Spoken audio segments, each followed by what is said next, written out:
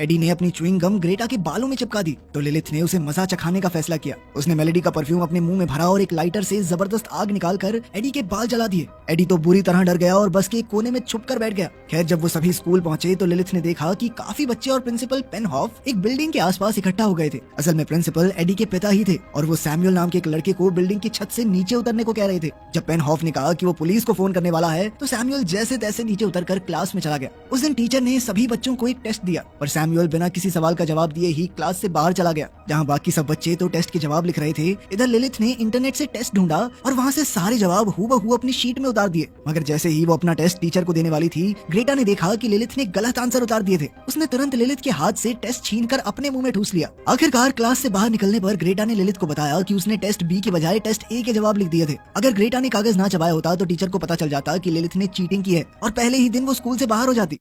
खैर फिर ब्रेक के दौरान लिलिथ की नजर उसी लड़के पर पड़ी जिसे ग्रेटा चाहती थी। मगर दिक्कत ये थी कि कार्लो एक नंबर का लड़कीबाज था और वो हर दिन किसी लड़की के पीछे घूमता रहता। ग्रेटा ने लिलिथ को बताया कि वो आज तक कार्लो से अपने प्यार का इजहार करने की हिम्मत नहीं जुटा पाई। तब लिलिथ के दिमाग में एक धांसू आइडिया आया और वो सीधा कार्लो के पास गई। उसने कार्लो को कुछ पैसों के बदले ग्रेटा को डेट पर ले जाने को कहा। लिलिथ ने उसे आधे पैसे दिए और कहा कि आधे पैसे उसे 3 दिन बाद मिलेंगे, जब वो ग्रेटा का दिल तोड़कर दूर चला जाएगा और ग्रेटा को समझ आ जाएगा कि कार्लो उसके लिए ठीक नहीं है। अब कार्लो ऑफर मानकर ग्रेटा से बात करने गया और इधर लिलिथ सैमुअल के पास गई क्योंकि उसे सैमुअल में काफी दिलचस्पी आ गई थी। उसी पल एडी वहाँ आया क्योंकि सैमुअल ने उसकी घड़ी चुरा ली थी। मगर सैमुअल जैसे तैसे वहाँ से भाग निकला। ये देखकर लिलिथ एडी का मजाक उड़ाने लगी तो एडी ने अपने साथियों से लिलिथ को सबक सिखाने के लिए कहा, पर लिलिथ ने एक साइन बोर्ड की मदद से उनकी हड्डी पसली एक कर दी और ये देखकर एडी डर के मारे वहाँ से भाग गया। इधर सैमुअल को भी लिलिथ काफी अच्छी लगी, इसीलिए वो उसे कॉफी पिलाने एक कैफे में ले गया। उसने बताया कि मैंने तो बर्लिन जाने की टिकट खरीद ली है क्योंकि मैं ये स्कूल और शहर छोड़कर जा रहा हूँ। फिर बातों बातों में लिलिथ ने कहा कि उसने कभी समुद्र नहीं देखा तो सैमुअल ने कहा कि अगर वो चाहे तो वो दोनों बेल टावर पर चढ़कर समुद्र देख सकते हैं। उस दिन लिलिथ ने जिंदगी में पहली बार चर्च में कदम रखा और वहाँ जाते ही उसके रोंगटे खड़े हो गए। आखिरकार जब वो टावर पर पहुंचे तो उन्हें समुद्र दिखाई दिया और सैमुअल ने उसी पल लिलिथ को चूम लिया। मगर लिलिथ इससे बुरी तरह घबरा गई और सैमुअल को धक्का देकर वहाँ से चली आई। आखिरकार जब लिलिथ घर पहुंची तो उसने ग्रेटा को सब कुछ बताया। तब ग्रेटा को एहसास हुआ कि लिलिथ थोड़ी बदली बदली लग रही थी, यानी कि उसके दिल में प्यार उठने लगा था। लेकिन लिलिथ ये मानने को तैयार ही नहीं थी, इसीलिए उसने अपने पिता का दिया हुआ लॉकनर निकाला जिसका रंग अब बदलने लगा था।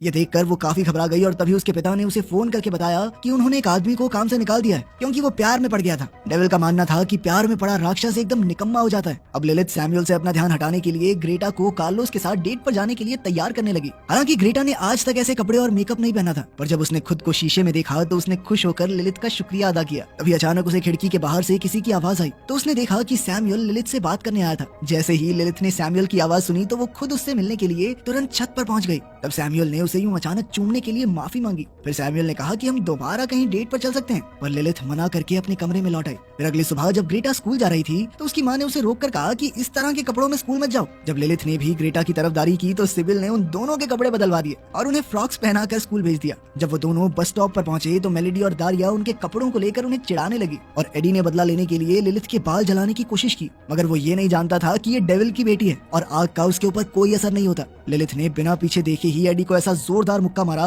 कि वो वहीं बेहोश हो गया। इसके बाद उसने मेलेडी और दारिया से कहा कि ग्रेटा की माँ सिबिल एक मशहूर फैशन डिजाइनर है जो न्यूयॉर्क में काम करती है। उस दिन लिलिथ ने ग्रेटा की कुछ तस्वीरें खींची और फिर उन्हें फोटोशॉप करके नकली वेबसाइट बनाई ताकि वो मेलेडी और दारिया को यकीन दिला सके कि ये ग्रेटा की माँ के बनाए डिजाइनर कपड़े हैं। खैर बाद में ब्रेक के दौरान लिलिथ सैमुअल से टकरा गई तो सैमुअल ने उसे अपने साथ बीच पर चलने को कहा। आखिरकार लिलिथ इसके लिए राजी हो गई। वहीं दूसरी ओर मेलेडी और दारिया ने वेबसाइट से खुश होकर ग्रेटा से उसकी फ्रॉक मांगी।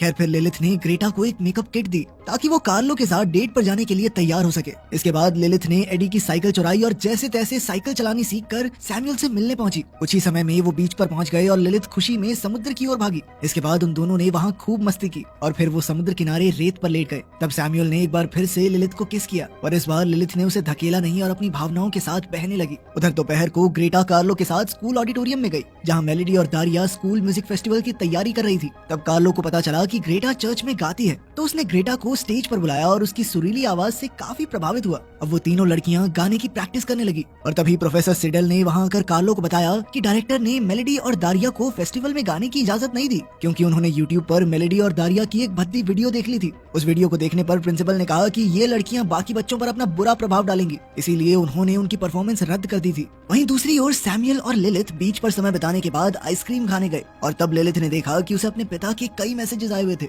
उनका जवाब देने पर लिलिथ को एहसास हो गया कि उसकी प्रेम कहानी जल्द ही खत्म हो जाएगी। तब लिलिथ घबराकर सैमुअल को छोड़कर वहाँ से भाग निकली। इधर कार्लो और ग्रेटा एक साथ अपने घर वापस जा रहे थे तो कार्लो ने ग्रेटा को अपने बैंड में शामिल होने को कहा। फिर जैसे ही वो किस करने वाले थे तो उसी समय ग्रेटा के पिता गैब्रियल वहाँ आ गए और ग्रेटा को अपने साथ घर चलने को कहा। तब ग्रेटा घबरा कर उनकी गाड़ी में बैठ गई, पर जब वो घर पहुंची तो अपने कमरे में जाकर रोने लगी। लिलिथ ने तुरंत उसके पीछे जाकर उसे शांत करने की कोशिश की। तब ग्रेटा ने उसका शुक्रिया अदा किया और कहा कि उसके जैसी दोस्त पाकर वो बहुत खुश है। फिर दोपहर को लिलिथ ग्रेटा के बगीचे में उसकी मदद कर रही थी तो उसने ग्रेटा को अपने पिता के साथ लगाई हुई शर्त के बारे में बताया। लिलिथ ने कहा कि उसे जल्द ही घर वापस लौटना होगा क्योंकि वो अपनी बुराई खो रही है। लेकिन ये सुनकर ग्रेटा ने उसे गले लगा लिया और कहा कि वो बुरे काम करने में उसकी मदद करेगी क्योंकि वो नहीं चाहती कि लिलिथ उसे छोड़कर वापस जाए।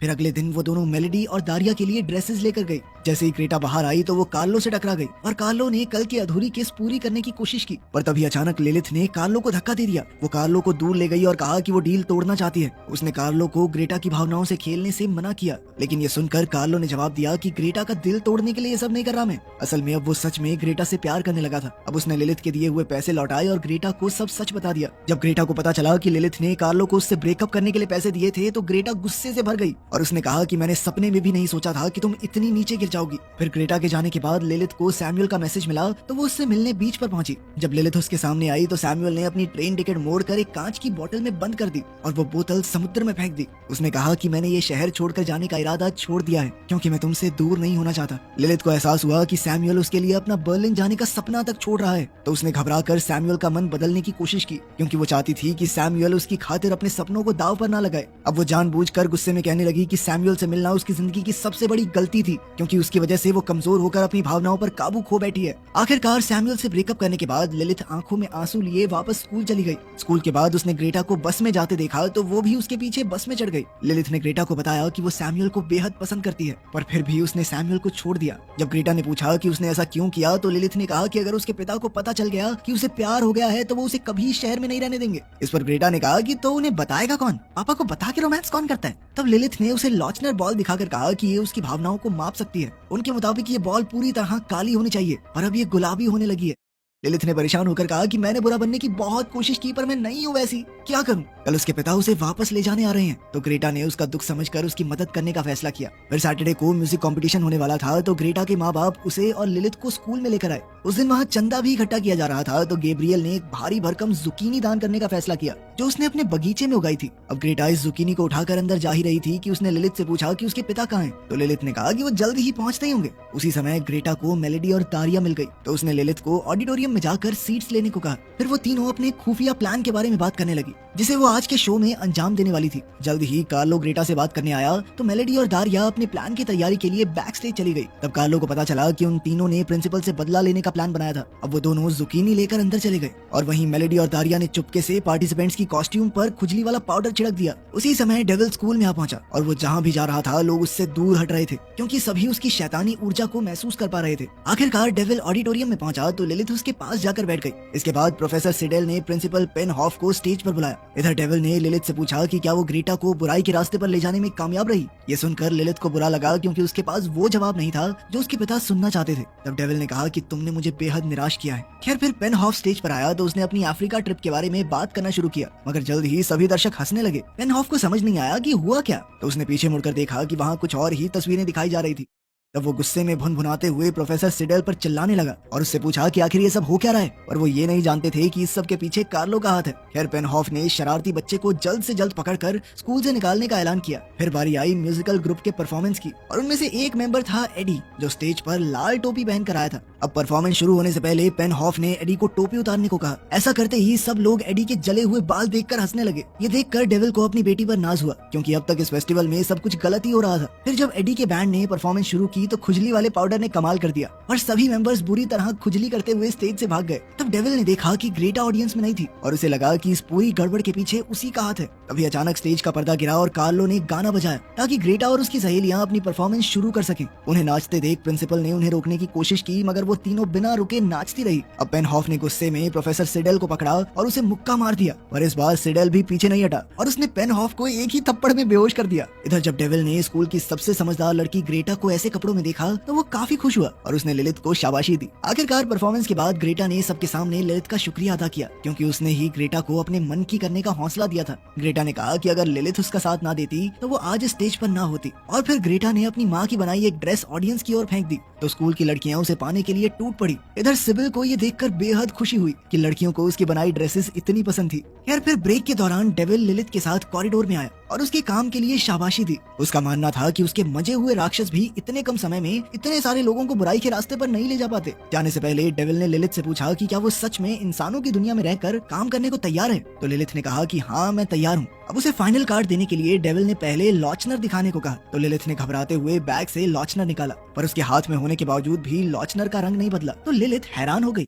यार अब डेविल ने पूछा कि वो किस शहर में जाना चाहती है, जिस पर लिलिथ ने जवाब दिया कि वो यहीं रहना चाहती है। आखिरकार डेविल उसे कार्ड देकर वापस चला गया और फिर ग्रेटा ने आकर पूछा कि क्या उनका प्लान कामयाब रहा। लिलिथ ने उसे ये खुशखबरी दी कि वो यहीं रुकने वाली है, जिसे सुनकर ग्रेटा ने उसे गले लगा लिया। फिर लिलिथ ने उससे पूछा कि फेस्टिवल बर्बाद करने का आइडिया किसका था, तो उसे पता चला कि ग्रेटा ही इस सब के पीछे की मास्टरमाइंड थी। पर लिलिथ को अब भी ये समझ नहीं आ रहा था कि उसके लॉचनर का रंग क्यों नहीं बदला। तो ग्रेटा ने बताया कि उसने चुपके से लॉचनर को ब्लैक नेल पेंट से ढक दिया था। ये सुनकर लिलिथ अपनी दोस्त की होशियारी पर काफी खुश हुई। आखिरकार ग्रेटा ने वापस आकर ऐसे कपड़े पहनने के लिए अपने माँ बाप से माफी मांगी तो सिबिल ने उसकी परफॉर्मेंस के लिए उसे